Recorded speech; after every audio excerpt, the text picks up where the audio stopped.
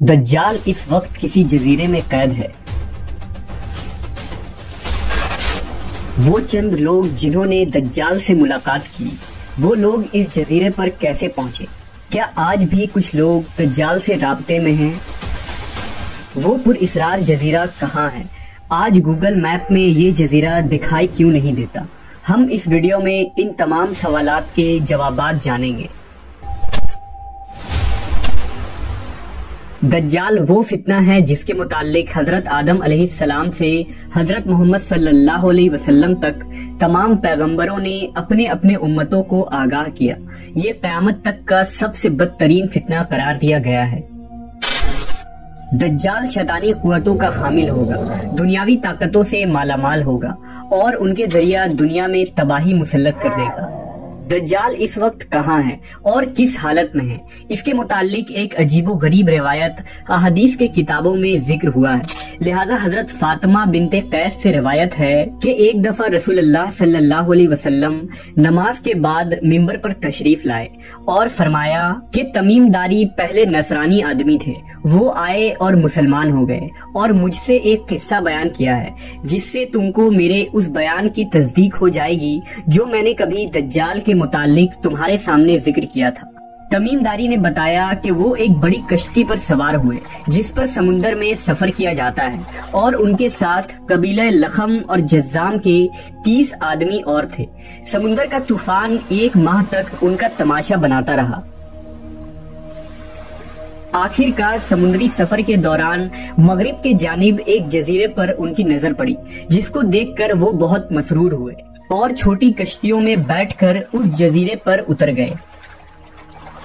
جب وہ اس جزیرے پر گئے تو انہیں جانور کی شکل کا ایک چیز نظر آیا جس کے سارے جسم پر بال ہی بال تھے۔ لوگوں نے اس سے کہا، کمبخت تو کیا بلا ہے؟ وہ بولا، میں دجال کا جساسہ یعنی جاسوس ہوں۔ اس گرجے میں چلو، وہاں ایک شخص ہے جس کو تمہارا بڑا انتظار ہے۔ ہم لپک کر اس گرجے میں پہنچے تو ہم نے ایک بڑا قوی ہیکل شخص دیکھا کہ اس سے قبل ہم نے ویسا کوئی شخص نہیں دیکھا تھا۔ اس کے ہاتھ گردن سے ملا کر اور اس کے پیر گھٹنوں سے لے کر ٹخنوں تک لوہے کی زنجیروں سے نہایت ہی مضبوطی سے جکڑے ہوئے تھے۔ ہم نے اس سے کہا، تیرا ناس ہو، تو کون ہے؟ وہ بولا، تم کو میرا پتہ لگ ہی گیا، اب تم بتاؤ تم کون لوگ ہو؟ انہوں نے کہا، ہم عرب کے باشندے ہیں، ہم ایک بڑی کشتی میں سفر کر رہے تھے، سمندر میں طوفان آیا اور 1 ماہ تک رہا، اس کے بعد ہم اس جزیرے میں آ گئے۔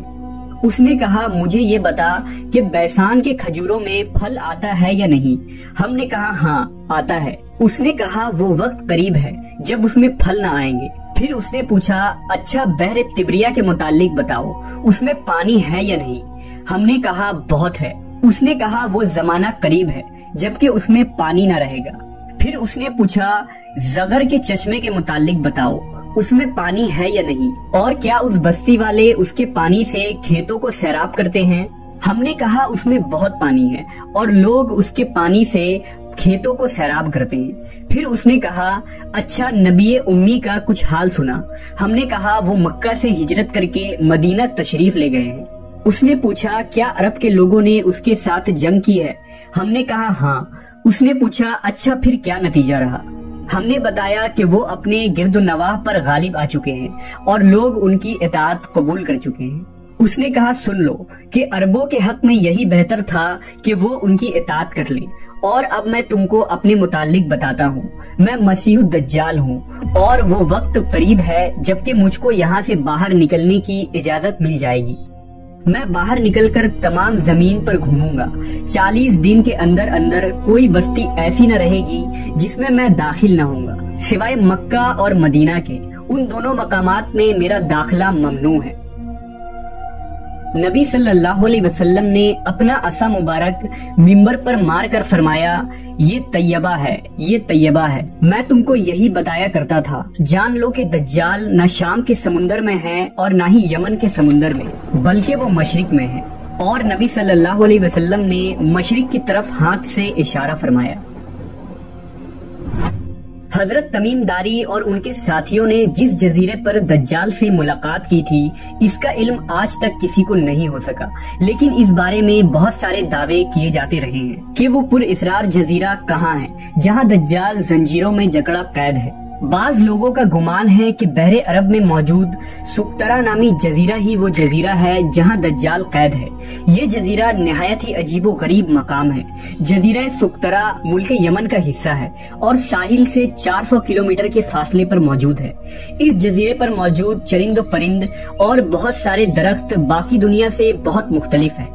ڈریگن بلڈ ٹری نامی عجیب و غریب درخت بھی اسی جزیرے میں اگتا ہے، جس کے تنے سے سرخ رنگ کا عرق نکلتا ہے اور ایسا لگتا ہے جیسے اس درخت سے خون بہ رہا ہو۔ اس کے علاوہ بھی اس جزیرے میں حیران کر دینے والے 700 اقسام کے درخت اور مخلوقات پائے جاتے ہیں۔ اس جزیرے پر ایک پہاڑ بھی موجود ہے جہاں ایک مشہور غار الحوق ہے جو 3 کلومیٹر طویل ہے۔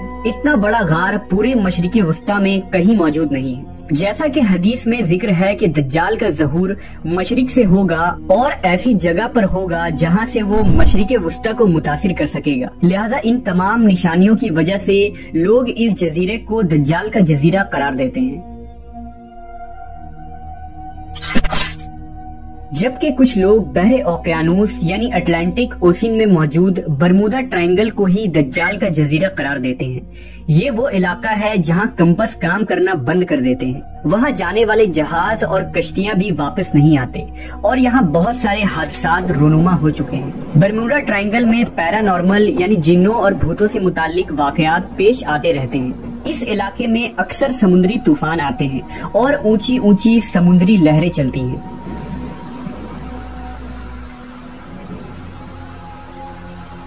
برمودا دراصل کسی ایک جزیرے کا نام نہیں، یہ ایک تکون نما علاقہ ہے جس کے اندر 300 سے زیادہ غیر آباد اور سنسان جزیرے موجود ہیں جہاں آج تک انسانوں نے قدم نہیں رکھا ہے۔ اس برمودا ٹرائنگل پر کی گئی تحقیقاتی رپورٹ کو بھی آج تک شائع نہیں کی گئی ہے۔ یوں لگتا ہے کہ دنیا کی حکومتوں کو اس کی اجازت نہیں۔ مشہور مصری محقق داؤد عیسیٰ کے مطابق برمودا تکون کا ایک بڑا حصہ دجال کے زیر استعمال ہے۔ اس نے باقاعدہ وہاں قلعے نما محل بنا رکھے ہیں جو تکون کی شکل میں موجود ہے۔ تاریخ میں دجال کے جزیرے کے متعلق ایک مشہور دعویٰ عثمانی امیر البحر اور جغرافیہ داں پیری رئیس کا ہے، جس نے خلافت عثمانیہ کے دور میں دنیا کا ایک نقشہ تیار کیا تھا۔ اس نقشے کو اگر ہم دیکھیں تو اس میں ایک پر اسرار مقام کی نشاندہی کی گئی ہے جہاں اس نے ایک عجیب مخلوق کی تصویر بھی دکھائی ہے جو آدھا انسان اور آدھے جانور کی طرح نظر آتا ہے، جسے لوگوں نے دجال قرار دیا ہے۔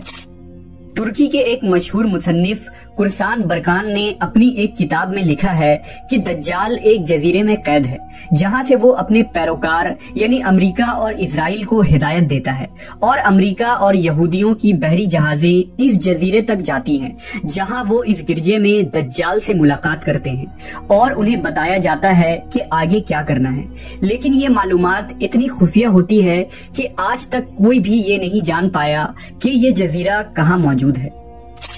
برکان نے لکھا کہ وہ جزیرہ برمودا تکون میں ہی ہے کیونکہ برمودا ٹرائنگل میں ایک ایسا جزیرہ موجود ہے جہاں ایک بڑا گرجا پایا جاتا ہے اور جہاں کسی کو بھی جانے کی اجازت نہیں ہے، اور اگر کوئی وہاں داخل ہونا چاہے تو وہ وہاں سے واپس نہیں آ سکتا۔ یہ جزیرہ کوئی عام جزیرہ نہیں، یہی وجہ ہے کہ گوگل میپ میں اس جزیرے کی لوکیشن نہیں ملتی ہے۔ نیز کئی لوگوں نے یہ دیکھنے کا دعویٰ بھی کیا ہے کہ اس جزیرے میں امریکی بحری بیڑے داخل ہوتے ہیں۔ عیسیٰ داؤد نے اپنی کتاب میں لکھا ہے کہ دجال زمانہ قدیم سے بحر الکاہل کے ان غیر آباد اور ویران جزیروں میں رہتا تھا، اور حضور صلی اللہ علیہ وسلم کے وصال تک وہ بیڑیوں میں جکڑا ہوا تھا، مگر آپ صلی اللہ علیہ وسلم کے وفات کے بعد اس کی بیڑیاں ٹوٹ گئیں اور وہ آزاد ہو گیا، مگر اسے خروج کی اجازت نہیں، لہذا اب وہ برمودا ٹرائنگل کے قریب ویران جزیروں میں رہتا ہے اور وہاں سے اپنی دجالی قوتوں اور پیروکاروں کے ذریعہ خروج کی تیاریاں کر رہا ہے۔ یہ جزیرہ بنیادی طور پر دجال کا ہیڈ کوارٹر ہے۔ جہاں سے وہ تمام تدابیر کرتا ہے اور شر پھیلاتا ہے۔